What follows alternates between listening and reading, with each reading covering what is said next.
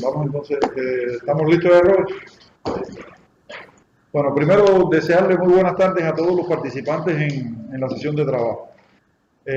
Como todos conocemos, estamos todos convocados a participar de la sexta conferencia científica internacional Yayabo-Ciencia.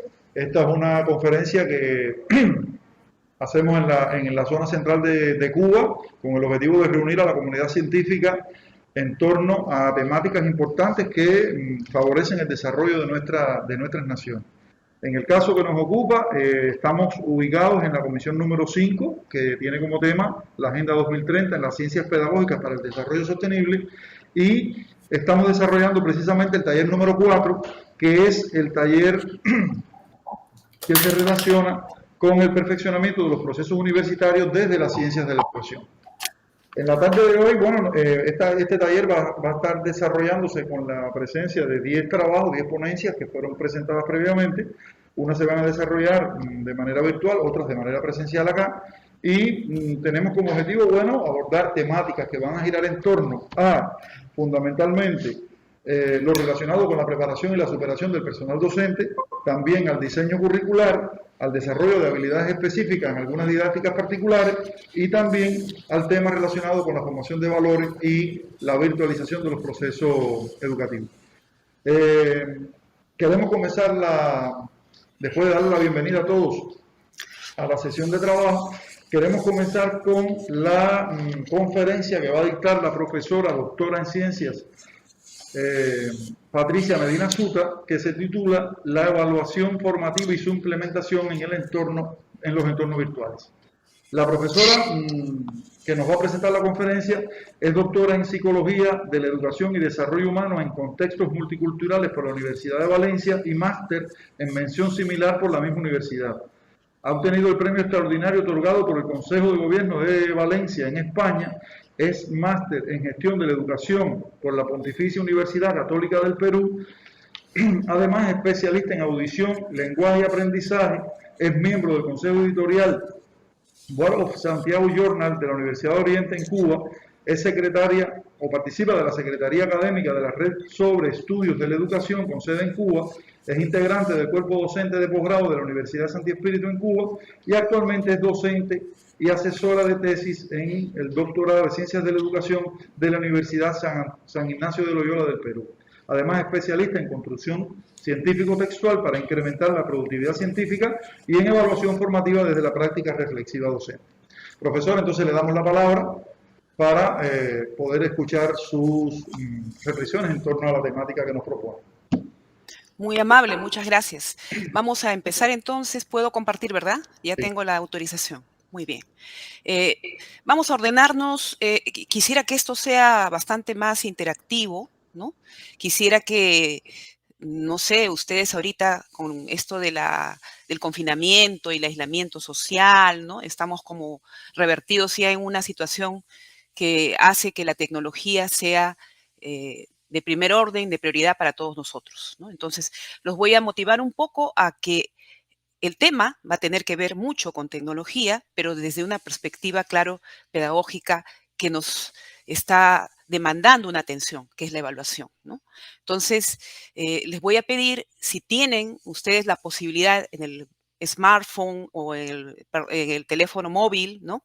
De acceder al recurso que yo en 2 momentos voy a compartir, un enlace, lo hacen. Si no lo tienen, no se preocupen, los que puedan hacerlo lo hacen, ¿no? Entonces, simplemente es un proceso, ¿no? Porque la conferencia, más que conferencia, yo quisiera que sea algo más reflexivo, interactivo y de revisión que nos convoque aquí a tener algunas respuestas, ¿no? En esta confluencia que nos congrega. Entonces, bueno, voy a empezar organizándome un poquito, ¿no? Con el tema a partir de las diapositivas, ¿no? Vamos a, discúlpeme porque aquí la opción para compartir, yo no la veo, la flechita, no la veo. Si me indica cuál se manifiesta de algún modo. La pregunta que yo me haría o les haría a ustedes, y que se traten de ustedes mismos responder internamente. ¿Qué nos transmite esta palabra? ¿Qué es lo primero que se nos viene a la mente? ¿Qué visualizamos? A ver, autoexplorémonos un poco. Si alguien tiene dónde anotar, anótelo, que es importante. A veces uno piensa cosas y a veces hay que registrar esas cosas, ¿no? Son momentos reflexivos. Otras preguntas que pueden surgir mucho más específicas. ¿Con qué recuerdo o qué recuerdo está asociado a esta palabra? Y si se trata de recuerdos, personas, situaciones, a ver, hagamos memoria. Lo primero que se nos vino a la mente, y entonces pensemos si había ahí una situación, si había una persona, si había un recuerdo agradable, no muy agradable, desagradable de repente, no lo sé. Pero ¿qué es lo primero que nos ha generado? Eso es muy importante. Miren, es interesante explorar la evaluación desde nuestro ser interior, desde nuestra subjetividad. Pero esto también tiene que ver con una reproducción de ciclos, estados cíclicos de una cultura evaluativa, porque dentro de lo que es el enfoque sociohistórico-cultural sabemos que las prácticas etnometodológicas, las prácticas sociales se van construyendo unos con otros, intersubjetivando y se van produciendo ciclos a medida que pasa el tiempo. Pues hay algunos estudios aquí que yo quiero hacerles ver de esta cultura evaluativa y que tiene que ver con ese sentir, con esa forma de configurar o reconfigurar la evaluación.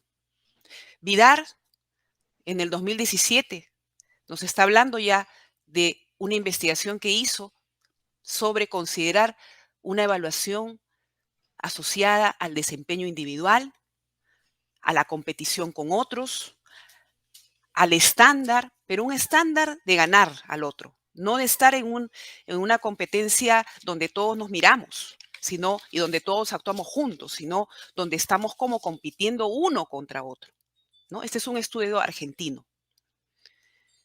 Hay otro estudio de Manzano, esto es en Sevilla ya, ¿no? Que nos habla también otro de Ana Cavalli, en Argentina también, de asociar esta cultura evaluativa con el poder, con la ventaja, con la dependencia, con la productividad. Y entonces ahí hay una carga emocional. Estudios como los de Ruiz, ¿no? Garzón y Gil, otros investigadores ya de Colombia, ¿no? Nos están hablando de un estrés, de una aceleración, de una afectación emocional. Miren, nuestra cultura evaluativa, dinámica, progresiva, reproductiva, ¿y a qué nos está llevando? Pero quisiera yo terminar con un punto que es muy fuerte en lo pedagógico. ¿Cómo sentimos la evaluación si es que la estamos asociando con amenaza, con miedo al error, con castigo, con tortura? Santos Guerra, un español, ¿no?, que hace mucho tiempo escribe sobre esto, la llama, ¿no?, el tatuaje en el alma. Y entonces allí estamos como los educadores, los formadores, inmiscuidos en todo un proceso que necesitamos revelar desde esta esencia, desde este reconocimiento de una cultura que se va reproduciendo en la sociedad.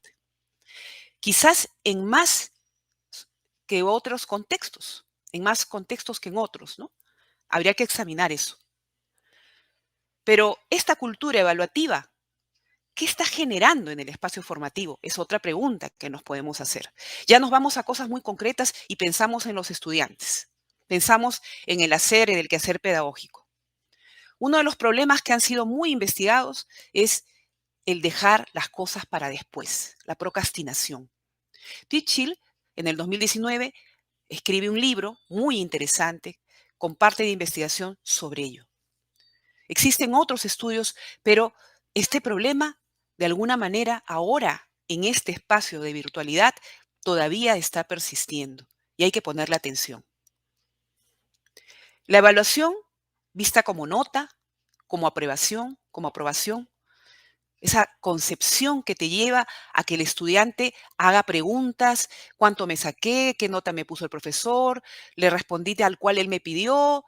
O sea, Sánchez Reyes y Villarroel, peruanos, hicieron una investigación sobre eso y sacaron a colación tipos de preguntas que solían hacer los estudiantes respecto a el sistema evaluativo, al tema ya de la evaluación en el aula y dentro de lo que implica la recepción de sus propios resultados, de todo lo que pudiera tener que ver con ese proceso. Tengo también un dato, ¿no?, de la Universidad Colombiana, Cooperativa Colombiana, el especialista Martín Unigarro. Él señala, ya desde la pandemia, la evaluación remota hay que atenderla, pero no como un control, como una vigilancia. Sin embargo, ahora mismo muchos profesores estamos preocupados de pronto que si ahora hay que tomar la prueba y entonces cómo me doy cuenta si el alumno no se copió, y entonces estamos en esa idea. Si antes en la presencialidad había ese control, ahora que está tan lejos, el estudiante está virtualizado, a veces no prende la cámara. O sea, hay una serie de cuestiones ahí que hay que poner atención. Pero urgente es esto, la negación del estudiante, la falta de conciencia sobre su proceso, sobre cómo inicia, sobre cómo va demandando, que tiene que ir mejorando, que tiene cosas que logra, pero hay otras que todavía no. Y entonces a eso hay que ponerle atención. Tasha Eurich es una investigadora norteamericana que hizo un estudio muy interesante sobre la conciencia en la evaluación, ¿no? La toma de conciencia. Y eso trasladando ya al tema de estos aportantes de la evaluación formativa que son Stiggins y Arthur, ¿no? Yo quiero ahora entrar a otro panorama. El del sentir ya lo hemos visto. Pero ahora yo quiero que ustedes, en el plano ya formativo, vamos a focalizar el concepto de la evaluación de la cultura evaluativa a la evaluación formativa. Vamos a examinar un poco cómo estamos con eso. Entonces les voy a invitar y ahí los que puedan acceder lo hacen, los que no, no. ¿Sí? Yo voy a volver un poquito al Zoom y voy a colocar en el chat, ¿no?, que creo que se me permite, voy a colocar allí el link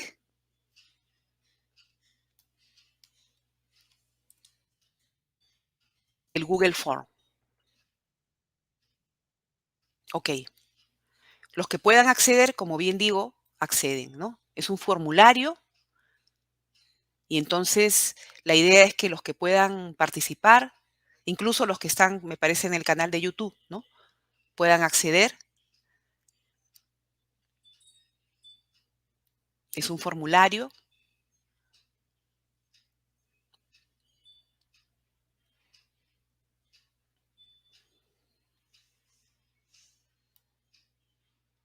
Y esto no es que se lo doy porque ya se me ocurre, ¿no? Porque todo esto que estoy haciendo es parte de lo que quisiera yo llegar a hacerles ver, hacerles notar que nos está señalando la urgencia de tener justamente estos recursos disponibles, ¿no?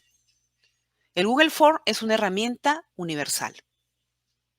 Ustedes van a encontrar esta encuesta y entonces son 3 preguntitas que yo les hago, ¿sí?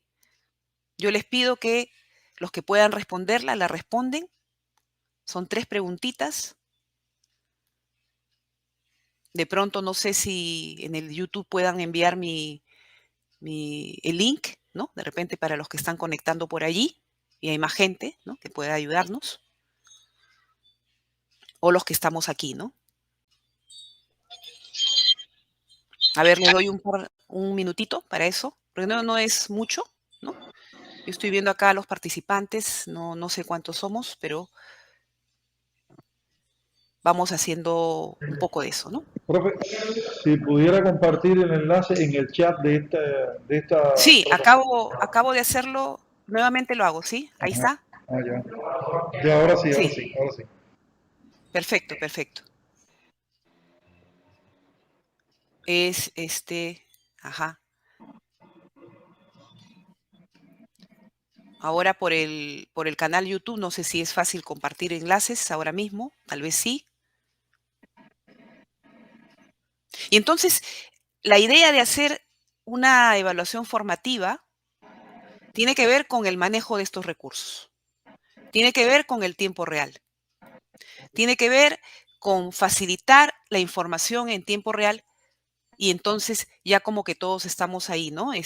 Comprometidos con lo vuelvo a compartir por si acaso, con una idea, ¿no? A ver, vamos a ver si ya estamos respondiendo por ahí, ¿no? Porque vamos a dar uno o máximo 2 minutitos. Son 3 preguntas, voy a yo implicarlas ahora para que se pueda apreciar. Miren, eh, a ver, vamos a ponerlo, ¿sí?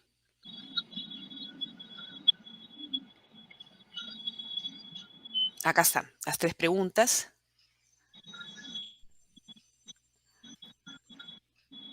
Anónimo totalmente. Recuerden que acá nos está evaluando, totalmente no es por allí, pero sí es bueno que sepamos, ¿no? No es que voy a ponerle una nota yo ahora mismo, ¿no? Simplemente es una autorrevisión y entonces, ¿qué tanto es su saber sobre evaluación formativa, ¿no? Ahí tenemos 5 posibilidades, ¿no? ¿Qué tanto es su saber?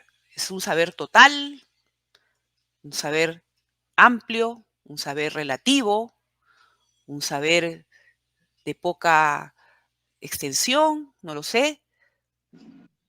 ¿Piensa que ninguno de los anteriores? ¿Ninguno? ¿O no, o piensa que no lo tiene tan desarrollado? Entonces, por ahí vamos eligiendo una posibilidad, ¿no? El otro es lo segundo. Solamente tendría que ser una opción, ¿no? ¿Por dónde usted se está visualizando en su saber? Podría decir qué tanta, una cosa es el saber, ¿eh? Pero ahora yo les voy a preguntar algo más. Podría decir qué tanta es su internalización sobre este concepto evaluado en un debate, porque cuando uno ha internalizado, entonces uno puede debatir, ¿no es cierto? Ya no solo lo sabe, lo conoce, sino ya hasta puede hacer ejemplos de eso, ¿no? Esta internalización es total, es amplia, es relativa, es poca. No hay una internalización para usted todavía, ninguna. Esa es la segunda pregunta. La tercera pregunta y la última. Desde su rol formador,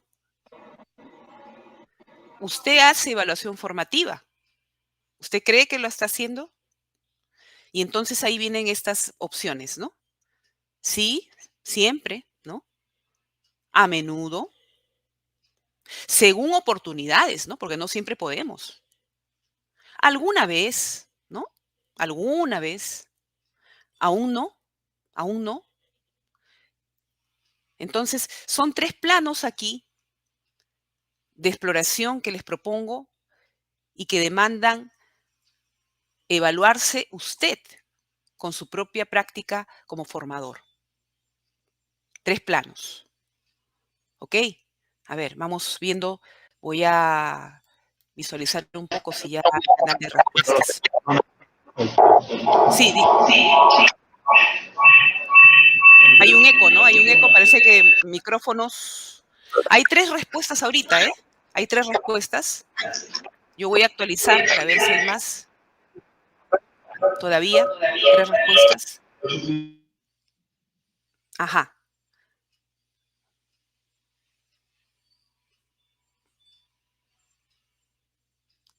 Bien. Le damos unos segundos más a ver si se incrementa un poco. Es muy importante disponernos a este autoexamen y entender que se trata de encontrar respuestas a partir de lo que se va a ir planteando.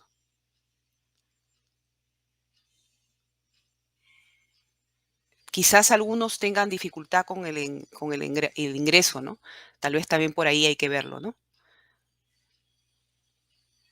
Bien, mientras se va dando esto, mientras se va dando esto, yo igual les espero. ¿no? Hay otro recurso, pero lo vamos a ver luego, ¿sí? Que también me gustaría que lo exploren. Miren, mientras ustedes van llenando eso, es bien importante entender el marco contextual de esta nueva normalidad, porque se está planteando la implementación de la evaluación formativa en esta contextualidad de la nueva normalidad, ¿no? Declarada por la UNESCO. Y entonces la UNESCO nos está planteando una educación remota, ya lo sabemos, no presencial.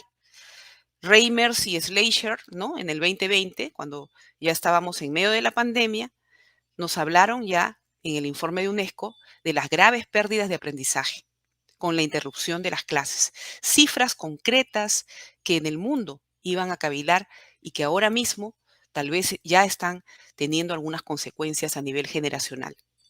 Ha pasado ya más de un año. La deserción escolar, UNICEF ha hecho un informe y yo quisiera ahí relevar el caso de Perú, de donde yo provengo. 700.000 estudiantes en riesgo de deserción escolar. Miren, en nuestro país, históricamente, esa es una cifra muy, muy elevada. Luego, el tema de la inequidad por el acceso al Internet, estas brechas de inequidad, ¿no? Un 22% de peruanos que no han podido acceder a Internet y que no son pocos, porque ya esa cifra nos está revelando una necesidad. Este es el informe del Instituto Nacional de Estadística y Geografía, INEGI, ¿no? Este año. Y hay una reducción del tiempo real de clase, porque recuerden cuando apareció todo esto, las clases estaban siendo determinadas en estos momentos síncronos y asíncronos. Y entonces habían como directivas, como normativas, ¿no? De cada país, pero claro, la UNESCO había marcado una pauta de duración de las clases para todos los niveles educativos, ¿no? Porque recordemos, los niveles atencionales, los niveles, ¿no? de estar frente a una pantalla, qué tanto esa clase era interactiva o no, promovía que el estudiante sea pasivo, que no apareciera frente al profesor y entonces no se sabía si estaba o no estaba. O sea, hay una serie de factores allí que analizar. Sin embargo, si nos vamos ya al tiempo, ahora mismo, los sistemas educativos necesitan modelar, generar propuestas de implementación de una evaluación en una circunstancia de no presencialidad, en una circunstancia de entorno virtual. Y ahí yo quisiera lanzar un poco la idea, quisiera yo referir la idea de lo que ahora mismo investigadores como Rama Vitale, ¿no? Que es un experto en los temas de currículo, en virtualización, Reimers, que también, ¿no? Es otro experto de Harvard, ¿no? Que ha hecho investigación en 5 países y ya tiene resultados a propósito de la pandemia. De los Reyes Heredia tiene un estudio también importante. Estudios actuales nos están llamando a considerar una educación híbrida. Quizás no vamos a volver a una presencialidad total, quizás necesitemos ya con este cambio de paradigma, con estas condiciones, generar también propuestas que nos lleven a una demanda que ahora mismo ya se está denominando así, ¿no? Educación híbrida. Entonces yo ahí quiero enmarcarlo muy bien porque necesitamos generar alternativas. Por eso es que aquí viene lo de la tarea, ¿no? De convocar a este tema, de pensar en un tema que nos pueda orientar. Miren, hay 4 respuestas, ya con lo que tengo, vamos a verlo. Vamos a verlo, ¿sí?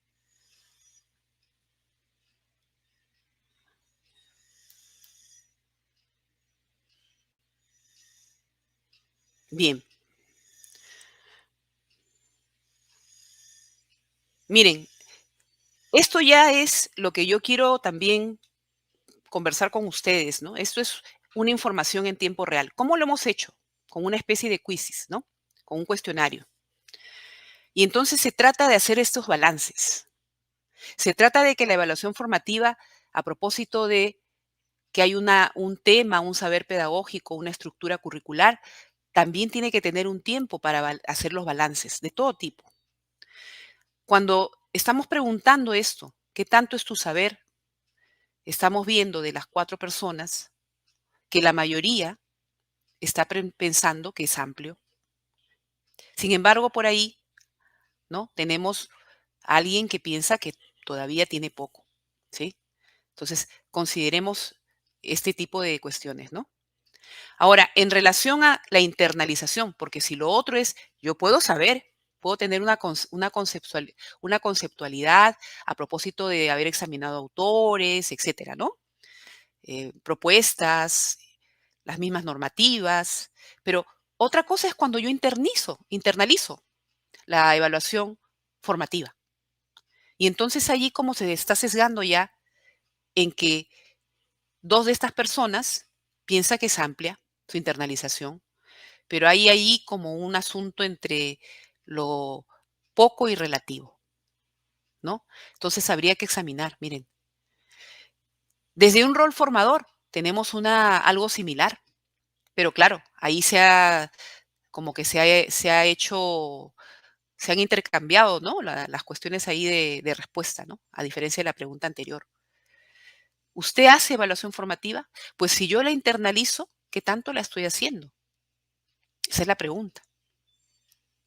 A menudo hay 2 personas, según oportunidades, eso tendrá que ver con algo, con la institución, con la carga laboral, con las condiciones de Internet, ¿con qué? Habría que pensarlo, ¿sí? ¿Alguna vez? Ok. Bien, este es el encuadre y esta ya es una analítica de aprendizaje, colegas. Ya es una analítica que ahora después yo les voy a explicar que tiene que ver con tener información en tiempo real de cuestiones como esta. Y esto se puede exportar en una hoja de Excel, en una hoja de cálculo, ¿no? Ya ustedes seguro lo saben. Entonces, si yo utilizara un Google Form y ese Google Form en el marco de una analítica de aprendizaje me va a dar un resultado. Ahora yo les voy a dar el Mentimeter.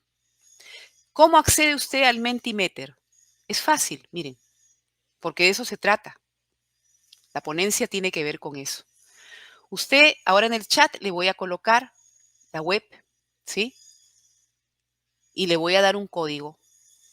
Mire, Menti, así como está acá, ¿ya?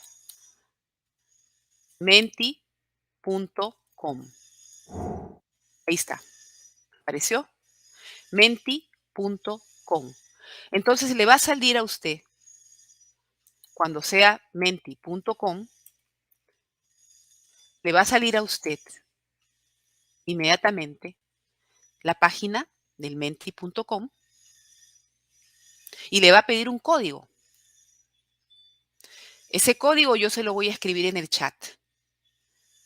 ¿Sí? Vamos a hacer 2 códigos esta vez. Por cuestiones de internet, yo he preferido hacerlo así, porque ya me pasó a veces cuando tenemos problemitas con el internet y esas cosas, ¿no?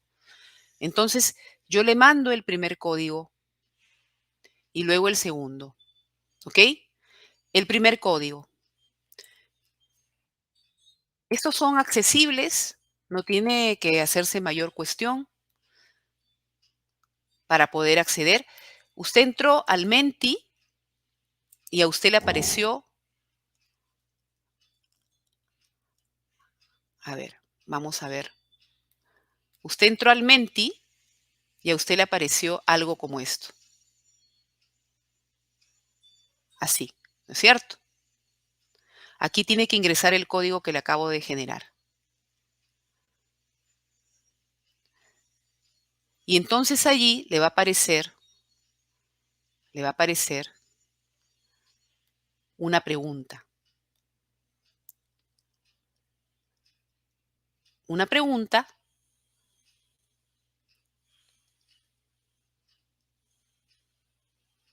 me dicen si la pueden ver.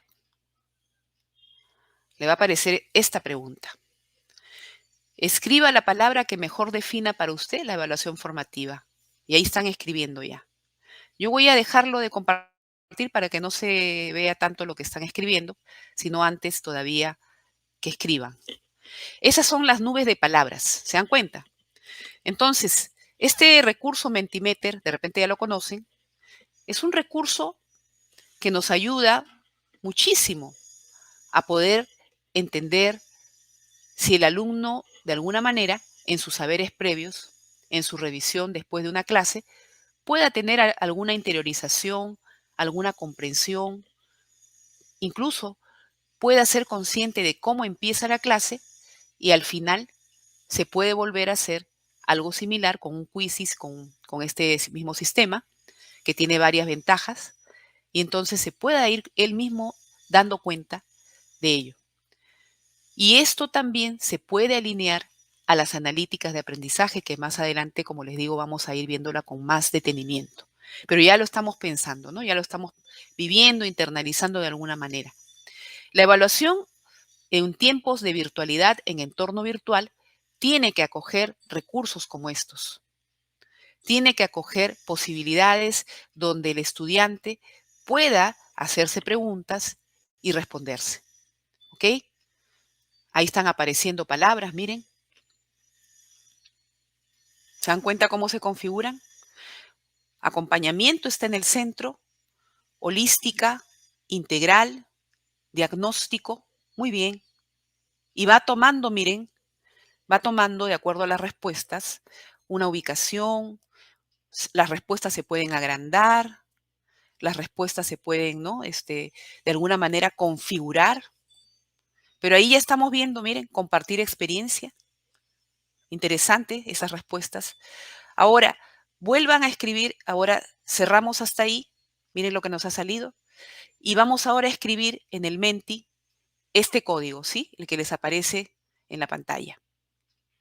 Entran de nuevo al Menti, salgan y vuelvan a entrar. Y entonces yo por el chat lo vuelvo a escribir de todas maneras el nuevo código.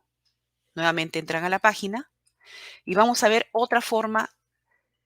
Ah, perdón, he repetido, ¿no? Permítame, he repetido. Es otro. Discúlpenme. Entran al Menti de nuevo y este es el nuevo código. Me confundí. Ahora pongo el correcto. Ahí va.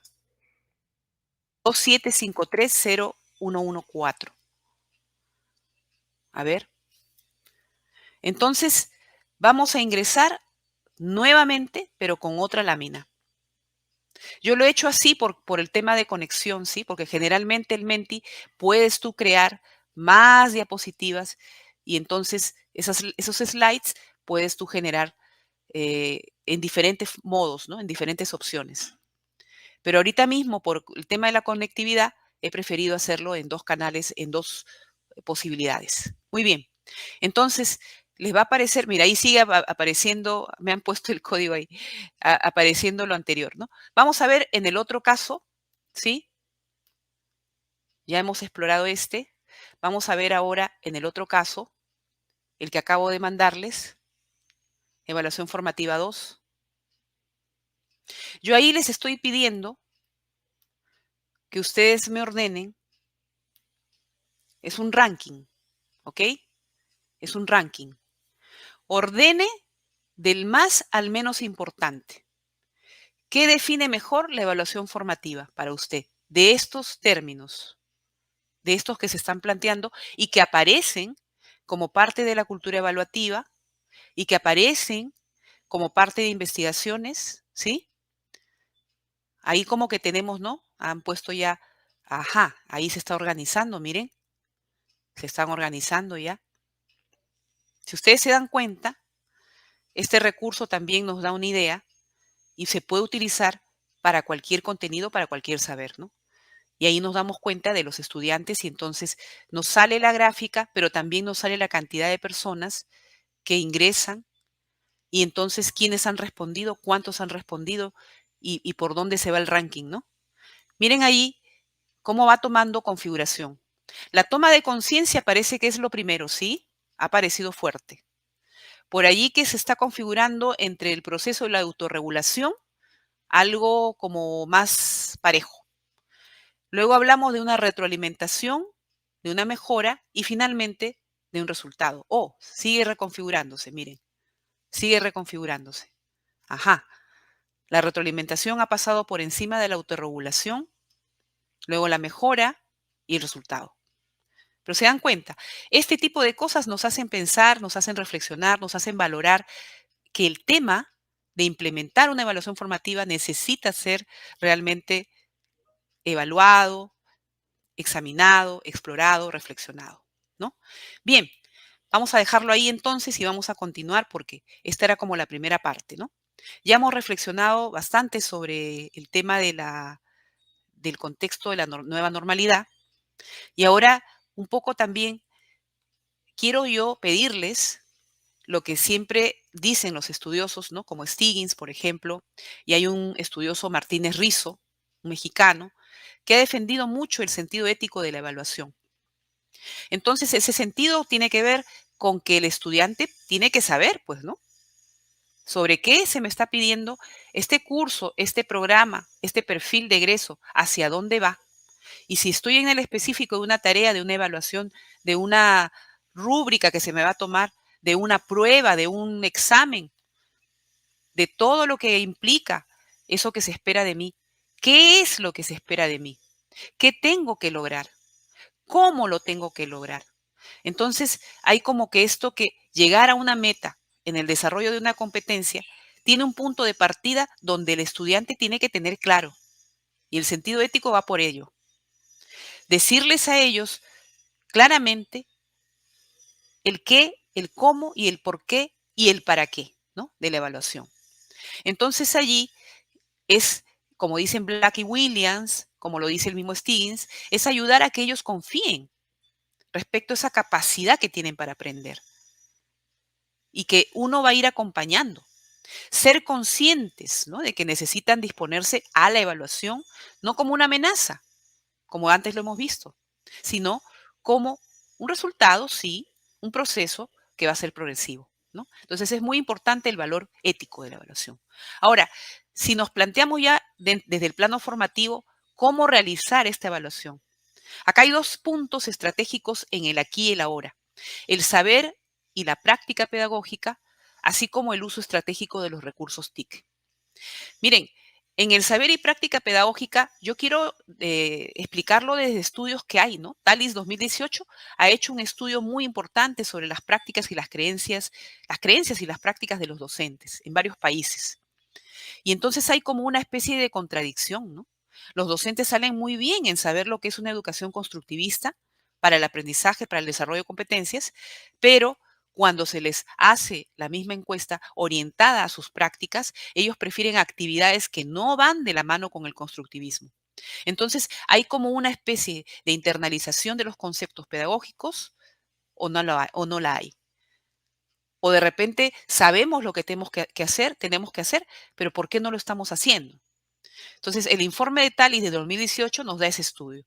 En Perú, investigadoras como Ames y Uccelli hicieron también para GRADE, que es una institución investigadora de grande rango, un estudio en la educación básica en docentes y encontraron estos indicios, ¿no?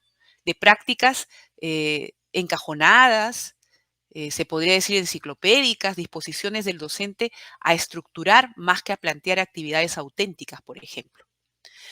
El tema de Sangray González, San Mamet, en el 2010, es un llamado a nosotros, desde antes de la pandemia, a reorientar los métodos y las didácticas, sobre todo a nivel de lo que es la evaluación.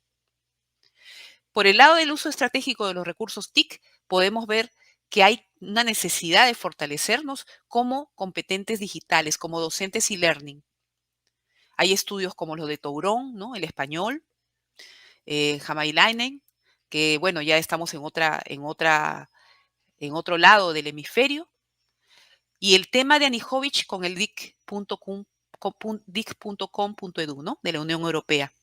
Hablamos de un trabajo colaborativo en redes. No podemos estar solos. A pesar de la pandemia, una constante en los grupos tiene que ser esa llamada a poder sintonizarnos en espacios, no sé, estas plataformas que permitan el intercambio permanente entre los docentes, el compartir experiencias, ¿no? Entonces, el conocimiento establecido sobre la evaluación formativa se puede articular en estos conceptos, ¿no? En el acompañamiento, en la retroalimentación, en la mejora, en la autorregulación y quizás muchos más.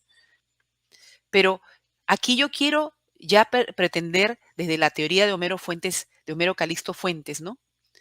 A quien yo, bueno, eh, he podido apreciar en esa propuesta que él hace del modelo holístico configuracional, que me voy a permitir luego yo un poco canalizar para esta propuesta, darles este conocimiento o esta sistematización del conocimiento establecido de estudios que arman las teorías generales y sustantivas de la evaluación formativa y que a mí me inquieren en este tipo de categorías, ¿no? La reflexión, la toma de conciencia, la flexibilidad, la complejidad. Miren, en relación a la reflexión, la pedagogía hermenéutica de Gadamer, de diálogo reflexivo. Ya Reimers, el especialista de Harvard, que ya lo hemos visto hace un ratito, hablaba de que se necesita trabajar la capacidad de reflexionar sobre sí mismo. Pero Gadamer, anticipado a sus tiempos, nos estaba planteando el diálogo reflexivo, el autodiálogo y el interdiálogo. Esa suerte de reflexión interna, subjetiva, que nos puede hablar también Fernando González Rey en muchos de sus escritos, ¿no? La subjetividad y la intersubjetividad para construir el sentido de la realidad. Entonces, la evaluación necesita de una reflexión en esas dimensiones. Por allí he trabajado con mi colega Ángel de Roncele, ¿no? Cubano también él, algún, algún tema ya más relacionado con la necesidad de docentes reflexivos. La evaluación formativa desde la mirada de un docente reflexivo. Luego la toma de conciencia, ya les había dicho, ¿no? Tasha Eurich, Tourón, Stiggin y Arter.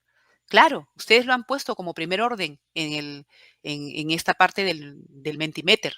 Y sí, hay que tomar conciencia, pero es difícil hacer a veces que el alumno tome conciencia, porque hay una negación. La flexibilidad nos va a invitar a eso. Entonces, ahí quiero yo citar a Derrida, el filósofo. La construcción y la deconstrucción, el atrevernos a hacer y deshacer, el atrevernos a no estructurar.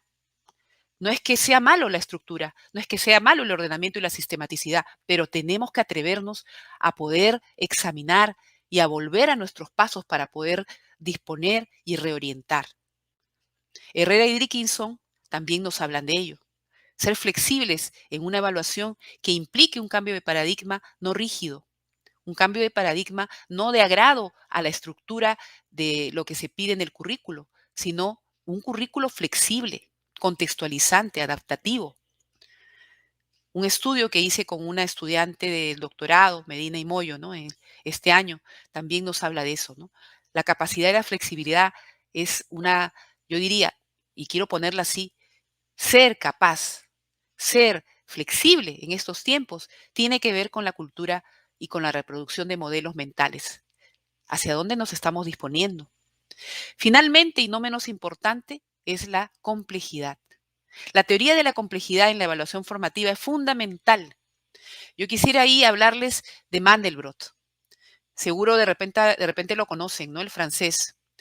Mandelbrot es un científico que nos habla, y siempre lo planteo, de esta forma de entender la competencia desde una teoría de la complejidad, donde él hace un pequeño ejemplo tan concreto como el brócoli o el coliflor, y entonces si yo hago fractales de ese vegetal y comparo un pequeño brocolito con el gran brócoli o una pequeña coliflorcita con el gran coliflor, pues voy a observar el mismo principio de autocontención, sea competencia, capacidad, habilidad, destreza. La evaluación formativa necesita tener muy claro que se trata de una complejidad alineada incluso a las taxonomías, el avance taxonómico de estas capacidades, estas formas del sujeto de ir transfiriendo ya a mayores niveles desde la comprensión hasta la transformación, la creatividad, ¿no? Pasando por la reflexión, pasando por el sentido crítico. Se trata de todo eso. Se trata de lograr estudiantes que, como dice también Nicolescu, ¿no? Basarab, eh, traten de hacer niveles de transdisciplinariedad, de transconexión Y de eso nos va a hablar Homero Fuentes también. Nos dice, de alguna manera, está enlazado todo ello con su propuesta. Entonces, yo aquí les planteo, desde el pensamiento de Homero, porque él nos está planteando, pues, a nosotros, desde el método holístico dialéctico, una teoría holístico configuracional. Y entonces aquí yo quisiera hacer una primera reconfiguración epistemológica. Ya habiendo hecho una sistematización de los conocimientos establecidos, ya habiendo hecho una, una propuesta metodológica, hipotético-metodológica, ¿no?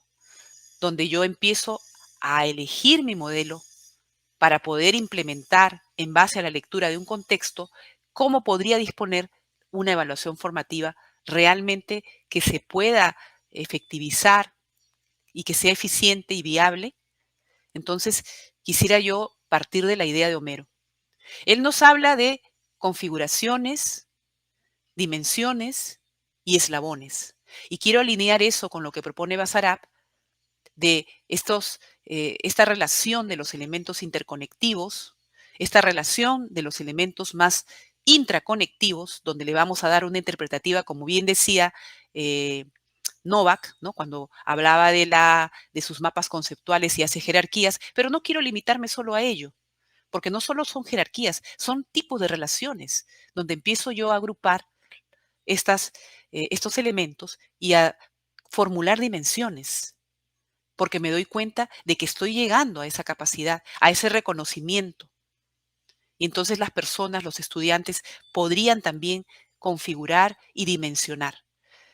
Un nivel más elevado que tiene que ver con el saber transdisciplinar, el saber transconectivo, es el eslabón que propone, o los eslabones que propone Homero. Pues yo no me pienso llegar tanto así, no quiero tampoco decirles que lo he logrado, porque estoy en esa construcción, pero aquí mismo sí quiero plantearles este reconocimiento, si ustedes pueden ver, ¿no? Este reconocimiento de una reconfiguración epistemológica, que sería ya luego de toda esta revisión, de toda esta forma de reconocer también cómo se va dando la decisión metodológica. Y entonces estamos hablando de una evaluación formativa, primero con un sentido ético, ¿sí? Y luego esa evaluación formativa no solo es un resultado, es un proceso. Y ahí es donde yo les quiero proponer que el proceso y el resultado es simbiótico. No es que uno es más que el otro, es que hay que hacer allí un enlace transversal y hay que aprovechar ambos en paralelo, porque en el proceso van habiendo resultados y esos resultados son progresivos, como la competencia, como el pequeño brócoli, que luego si yo veo en el armado general del brócoli ya como vegetal completo, está todo allí. Y entonces a eso me refiero, a que el estudiante pueda ir encontrando en esos resultados, en ese proceso, respuestas que lo lleven a entender que la evaluación no es una amenaza y que se le está ayudando. ¿A qué se le está ayudando? A tomar conciencia. ¿A partir de qué? De una reflexión que se va a lograr en un acompañamiento, en base a una retroalimentación constante. Y entonces eso va a permitir que pueda ser flexible y que se pueda ir autorregulando. Pero ahí yo les propongo las analíticas de aprendizaje para configurar con este modelo en estos tiempos. ¿Y qué cosas son las analíticas de aprendizaje? Yo no soy una gran especialista de ello, miren. Yo he hecho hace poco una revisión de literatura de analíticas de aprendizaje con una colega, Edith Soria, a quien aprecio muchísimo. Ella, estuvimos juntas, ¿no? Haciendo analíticas de aprendizaje en carreras STEAM. ¿Cómo se disponían estos recursos en la formación de profesionales STEAM? Que ahorita mismo los profesionales STEAM, las siglas tienen que ver pues con todas estas carreras que tienen que ver con la medicina, con la ciencia, con la tecnología, con el arte, ¿no? Incluso estamos hablando de que ahora se está demandando justamente este tipo de profesionales porque necesitamos, por ejemplo, no sé, los artículos que ahora mismo usamos para protegernos, para que no nos contagiemos con el virus, ¿no? o la tecnología y la interconectividad, los tecnólogos, ¿no? En ese nivel. O sea, y así una serie de cuestiones.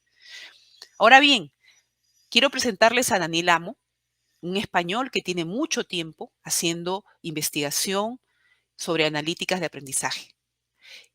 Hay un libro que aquí lo tienen a la izquierda, a la derecha, Analítica del Aprendizaje, lo pueden descargar.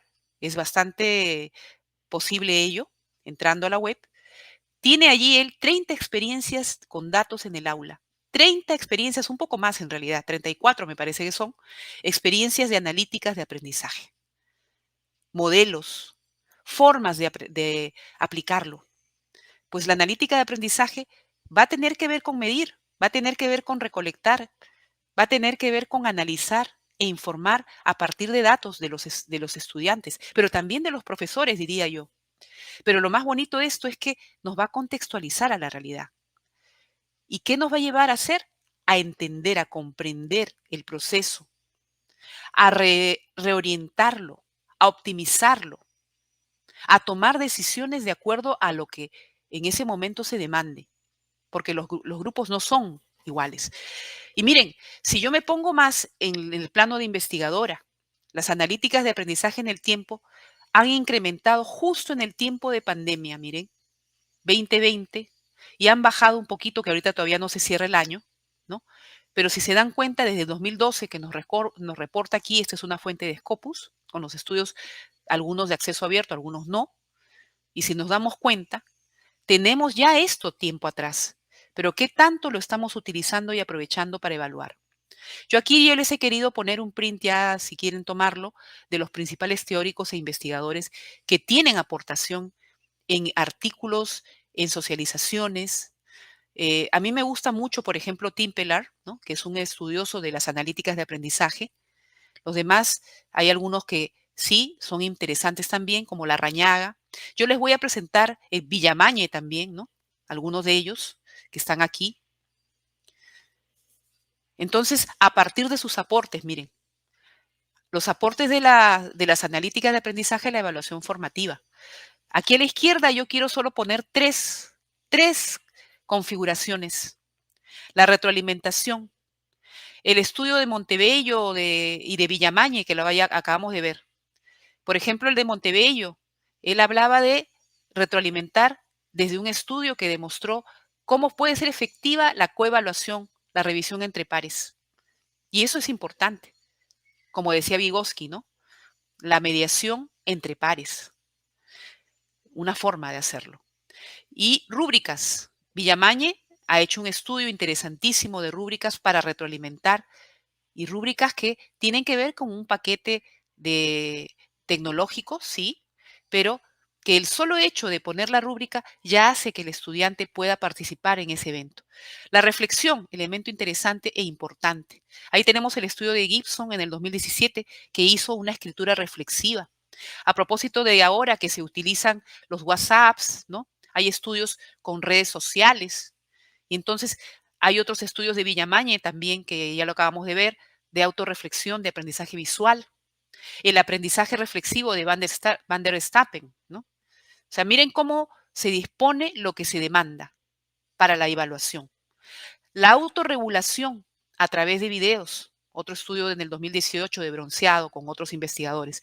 Estos son estudios de analíticas de aprendizaje para la evaluación formativa.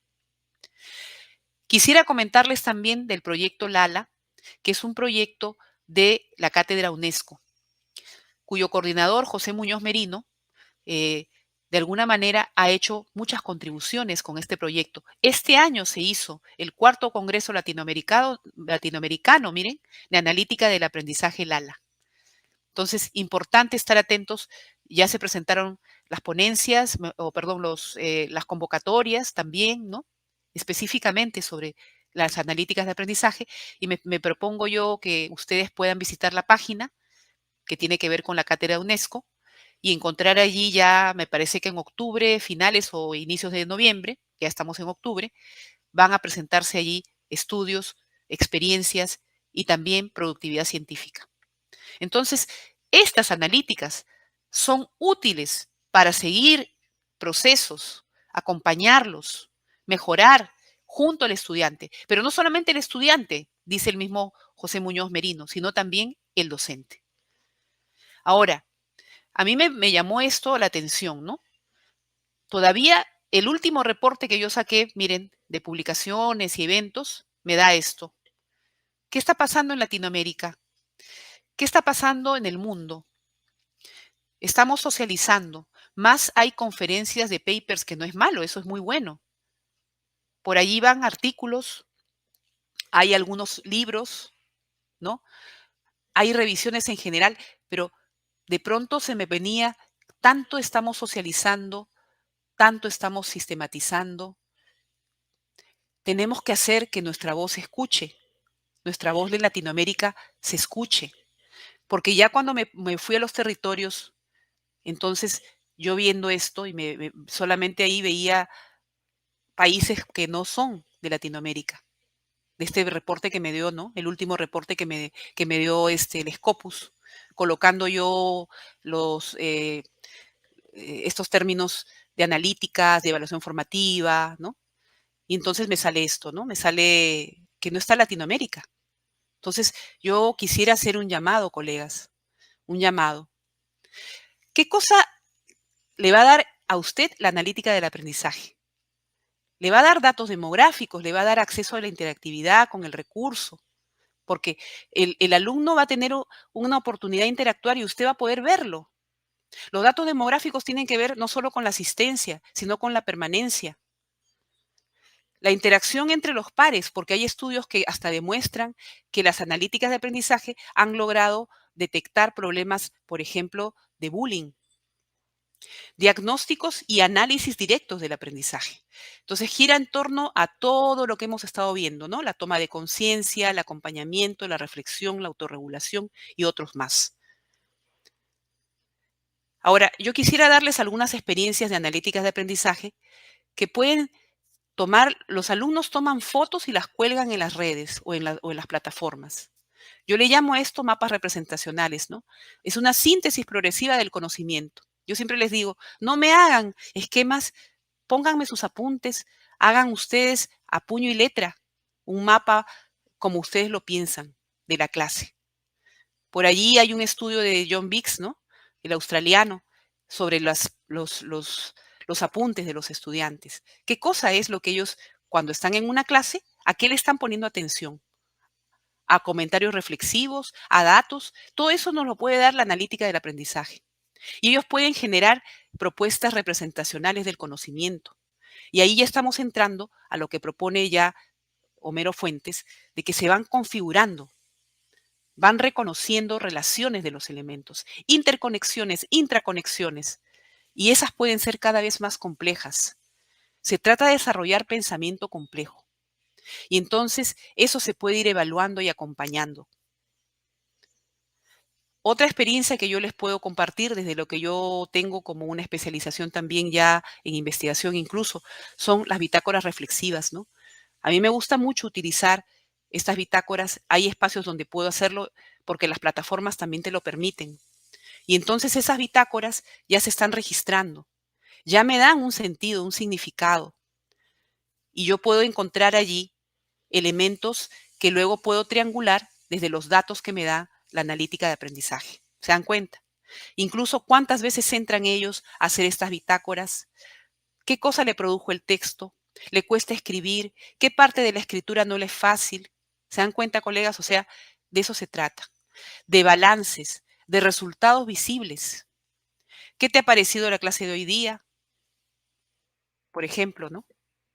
Y entonces ya ahí hacen un balance inmediato, así como con el Menti. Y entonces me aparecen los reportes de archivos, de carpetas, de encuestas, de foros, de glosarios, de páginas de tareas. Miren, y entonces estamos hablando de información en tiempo real que a mí ya me hace ver al grupo y al individuo, porque también hay por personas. Acá que se ha tapado un poquito, ¿no? El nombre de las personas para no exponerlas, ¿no? Porque eso sí, la analítica de aprendizaje tiene que ver con consentimiento informado también, ¿eh? Hay que decírselo a la clase. ¿Y para qué se utiliza? Estos son mapas de calor, una forma de hacer analíticas, porque cada color, ¿no? Va a representar y va a dinamizar la disposición del estudiante a través de cierto tipo de leyendas. Y estos mapas de calor van a tener que ver también con otro tipo de disposiciones para poder obtener una información sobre distintas cosas. Miren, ahí hay la participación y colaboración, la puntualidad, ¿no? De las entregas, eh, y una serie de cuestiones, ¿no? Nos vamos dando cuenta los elementos. Yo no sé cómo estoy de tiempo, ¿no? Pero a modo de conclusión, si se me permite algo más y si no, ya yo paso a lo que sea, quisiera yo mostrarles esto, ¿no? A mí, ¿a qué me lleva pensar ya un, una meta, se podría decir, una evaluación meta reflexiva a través de analíticas de aprendizaje? Si me voy a querer dimensionar el acompañamiento, el proceso y resultado como una simbiosis, si entonces yo me doy cuenta que se necesita la toma de conciencia, pero también se necesita la flexibilidad y que la ética es un elemento transversal para lograr desde la de retroalimentación, desde la reflexión dialógica, autorregulación, yo puedo pensar que sí es posible hacerlo, implementarlo con un recurso como este, las analíticas de aprendizaje.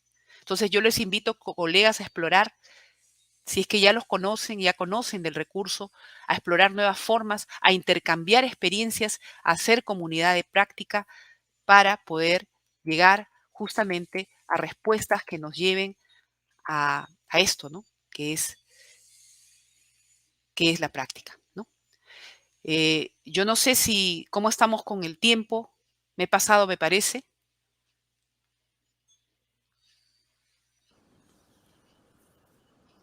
¿Me escucha? ¿Sí? Sí, muy bien, profe. Sí, sí. Ya, Hay, puede usar el tiempo que precise. sí, sí, yo quiero precisar algo, mire, colegas.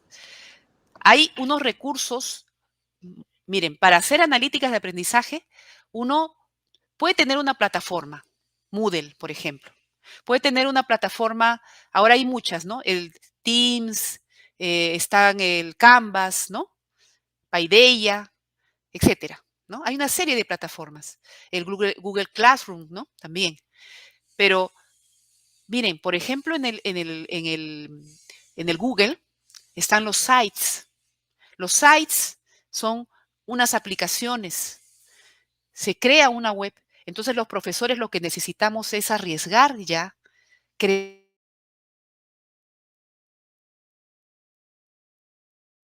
webs. Minuto, porque quiero que vean, tengo muchas clases donde yo estoy usando el Google Site y también, por ejemplo, este que es el SharePoint, ¿no? Este de aquí es un SharePoint, miren, que yo lo utilizo. Yo lo preparo. No es difícil. Ahora hay tanto tutorial y esas cosas. Yo no es que soy especialista en tecnología, miren, he ido aprendiendo cosas. Entonces, este es un recurso interactivo y esto se puede linkear absolutamente a la lectura de analíticas. Ellos tienen que aquí, por ejemplo, este es un recurso para generar, es un taller de tesis, ¿no? Y entonces yo los saludo y es como si uno cuando va al zoológico y te van haciendo todo un tour, ¿no? O estás de turista y te van dando la línea de lo que vas a hacer. Aquí tú cliqueas y aparece la guía para la elaboración de la tesis, en este caso de esta Universidad de USIL, ¿no? La guía de estilo editorial. No lo abro por una cuestión de tiempo, ¿ya? Pero me linkea directo. Y entonces ya les hablo de la primera meta de la tesis, la introducción. Esta es una diapositiva que yo pegué ahí, ¿no? Porque todo se puede hacer, colegas, todo, todo, absolutamente. Las indicaciones para el trabajo, tienen una biblioteca, miren, justo les estoy pidiendo que me revisen la lectura de Homero, holística configuracional, porque vamos a modelar con ellos en su tesis. Tienen acceso a dos archivos de Homero aquí, y les voy dando como pequeñas preguntas, pequeñas tareas, ¿sí? Para que ellos reflexionen. Puedo colocar videos, porque también están haciendo trabajos de campo, miren. Y entonces ellos van a entrar y yo voy a saber cuándo entraron, cuántas veces entraron, a dónde más les gustó entrar, ¿sí? ¿Se dan cuenta? Esa información es valiosa para el profesor. Ahí estoy con el segundo avance del marco teórico y así va generando analíticas de aprendizaje, ¿no? Y entonces, eso, colegas, yo les quiero pedir que nos dispongamos, que realicemos analíticas como una forma de evaluar ahorita en estos tiempos que necesitamos nosotros generar recursos tecnológicos efectivos. Nuestros alumnos son digitales y nosotros también somos digitales. Ahora tenemos que serlo a fuerza, ¿no? Yo aquí ya concluyo con este. Es un curso, miren, de un diplomado de currículos comparados. Ellos hacen el método de la educación comparada y generamos un texto científico, ¿no? Y aquí también tengo yo otro SharePoint, que es una web que se crea, como les decía, que se puede crear también en el mismo site de los Google Form. Y entonces aquí ellos entran, yo lo diseño, el curso se llama Currículos Comparados y están las unidades, miren. Les pongo el video grabado con mi audio, ya es asíncrono, ¿no? Les pongo el saludo, las indicaciones, ¿no? Les hablo de la metodología, esta es una diapositiva. Ellos aquí hacen un link y acceden a la biografía de Marc-Antoine Julien, que es el especialista de la educación comparada.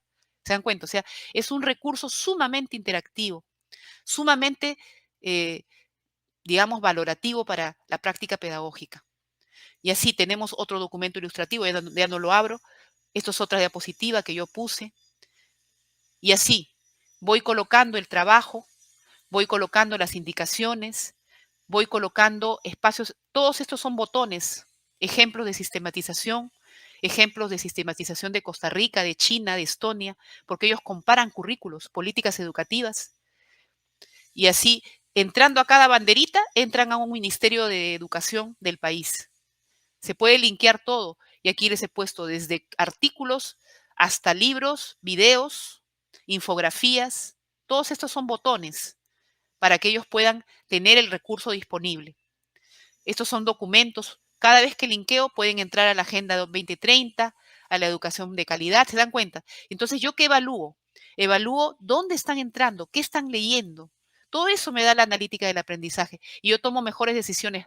¿Por dónde puedo yo hacer que ellos hagan mejores las cosas, ¿no? Examinen mejor cómo van a orientar su aprendizaje? Y así les voy dando ejemplos, miren, de cómo van a hacer el artículo, porque al final les he pedido que me hagan desde un mapa representacional, bajar, ¿no?, a un artículo de comparación de casos. Acá pueden acceder a otros, ¿no? Cada figurita que pongo es un acceso. Lo pueden hacer en grupos, en parejas, y así, cada unidad se va interactivizando con la fórmula que el profesor le va dando. Ahí están ustedes, ¿no? Hemos explorado también el currículo de Cuba. Hay un video, hay todo el evento, ¿no?, de cada de estos países. Entonces, colegas, yo eso quería compartirles y quería demandar de ustedes, ¿no?, poder reflexionar juntos, poder generar juntos nuevas propuestas de implementación, aprovechando este tipo de recursos, aprovechando, insisto, las analíticas como una forma de lograr una evaluación formativa donde el alumno transparente sus procesos y tenga muy en claro que él, pues, puede mejorar y va a mejorar con nuestro acompañamiento, con nuestra ayuda.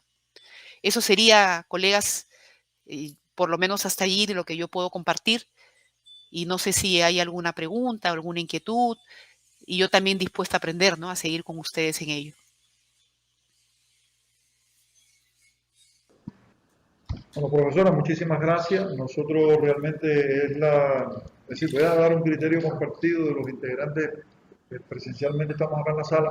Realmente hemos disfrutado de la conferencia. Usted con unas habilidades comunicativas tremendas nos ha llevado a nosotros su experiencia en la actualización didáctica del proceso de enseñanza-aprendizaje, porque realmente hemos disfrutado el cómo se contextualiza una didáctica tradicional, una didáctica ya estudiada y sistematizada, pero en una situación totalmente nueva que amerita, por supuesto, actualización, enriquecimiento, hacerla más viable en el tiempo, por la lógica que el tiempo está demandando ahí.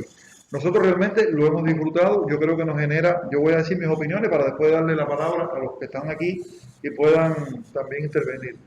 Pero realmente en Cuba nosotros también tenemos algunas experiencias de este tipo. Con la situación de la pandemia se ha incrementado extraordinariamente los esfuerzos que hemos hecho en aras de continuar la educación en condiciones de semipresencialidad y de virtualidad en algunos casos. Y también tenemos muchas cosas que mostrar en relación a esto.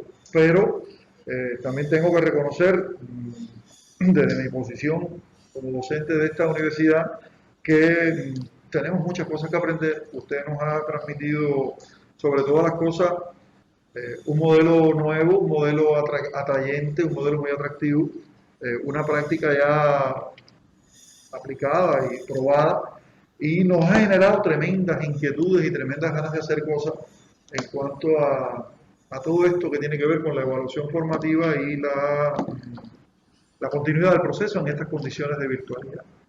Agradecerle de antemano su exposición, su participación, porque indiscutiblemente ha sido muy gratificante y muy estimulante, y ha generado muchas inquietudes en todos los que estamos acá. Ahora yo quisiera darle la palabra a algunos de mis colegas si quisieran hacer alguna interrogante, intercambiar, compartir algún criterio. Y ¿quién? Nori.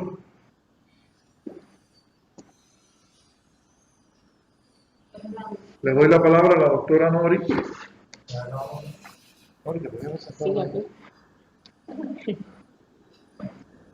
Bien, buenas tardes, doctora. Ha sido un placer inmenso poder disfrutar de la conferencia que hoy nos ha mostrado, de extraordinaria valía para todos los presentes. Creo que en los momentos actuales la educación exige de que el docente comprenda la necesidad de utilizar desde ya la educación formativa, que será la que nos permitirá entonces poder realizar una evaluación formativa al cierre de los objetivos que nos proponemos. Creo que para todos y para todas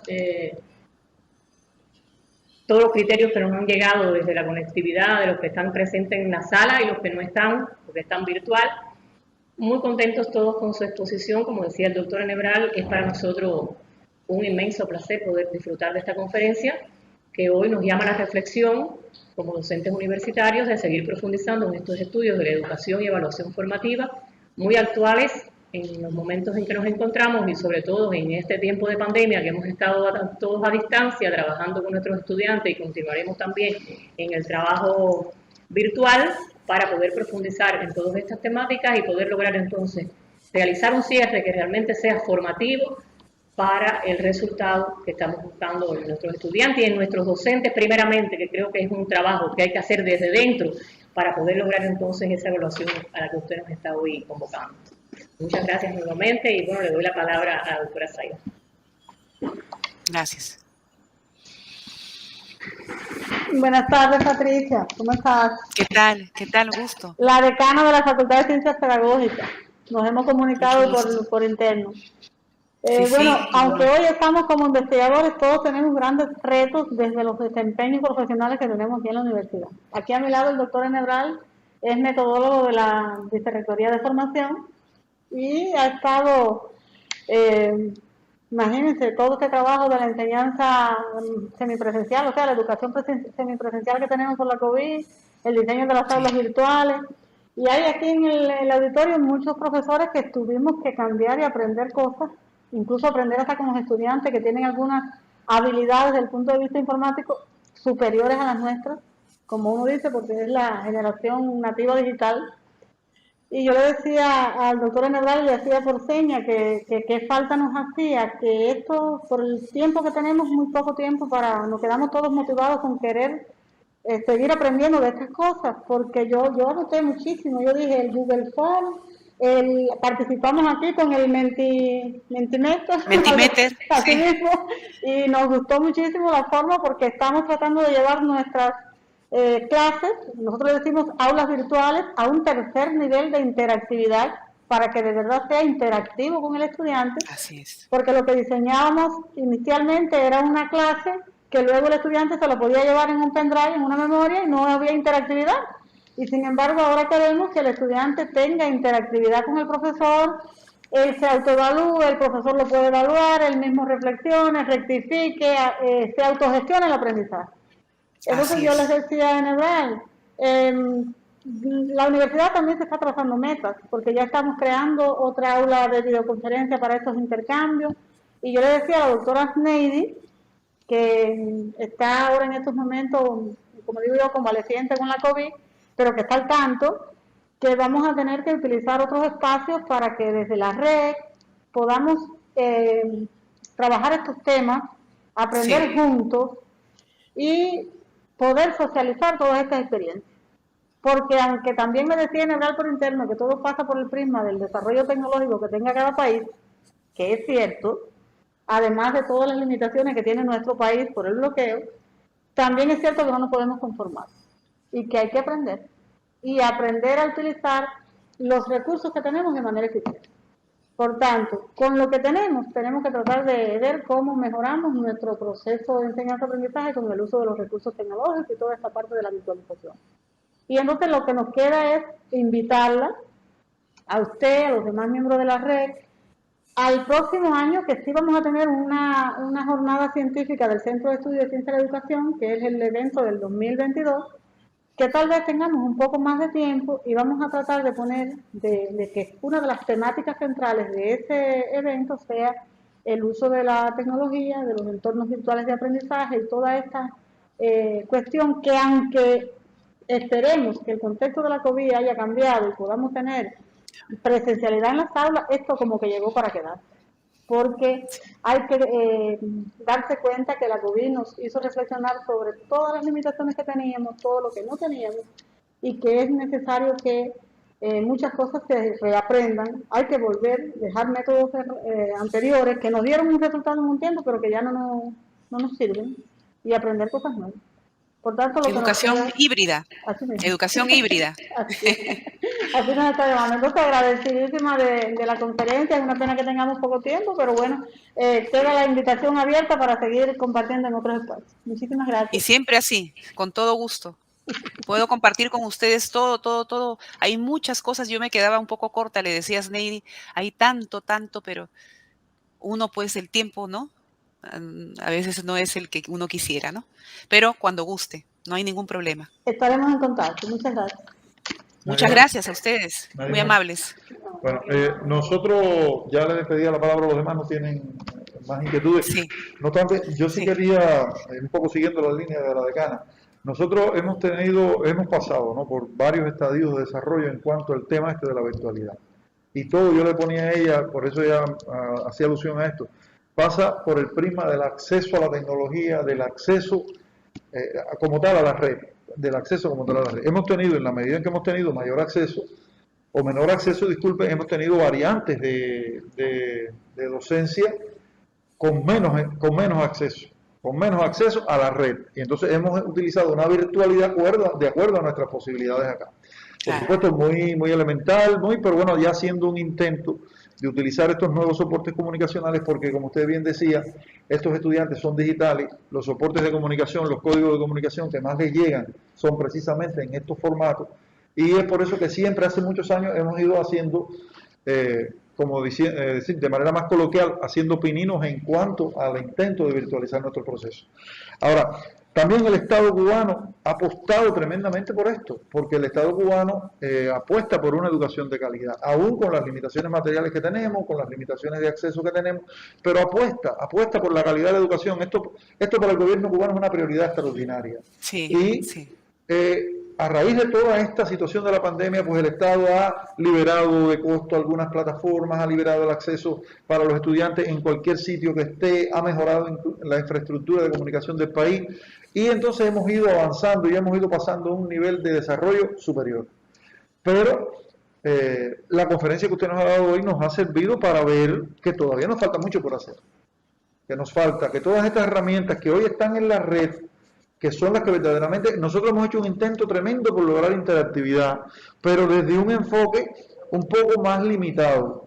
Ahora, viendo esto que usted nos acaba de presentar, un poco nos abre el diapasón de oportunidades y nos coloca en posición de inquietarnos, de seguir buscando, de seguir ampliando alternativas para que verdaderamente logremos esa educación, vamos a llamarle aprendizaje formativo integral, que por supuesto lleva implícito esta evaluación, y que verdaderamente lo pongamos a la altura que el país quiere y a la altura que el mundo demanda hoy.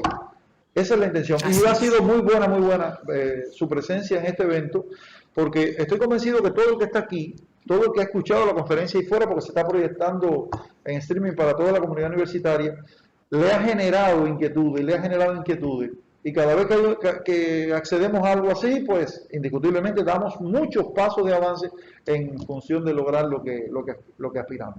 Agradecerle nuevamente a nombre de toda la Universidad Espirituana y de la comunidad científica internacional que está viendo esto, su experiencia ha sido muy buena. Muchas gracias, muy amable. Gracias por la oportunidad también de compartirles, ¿no? Ajá, muy bien.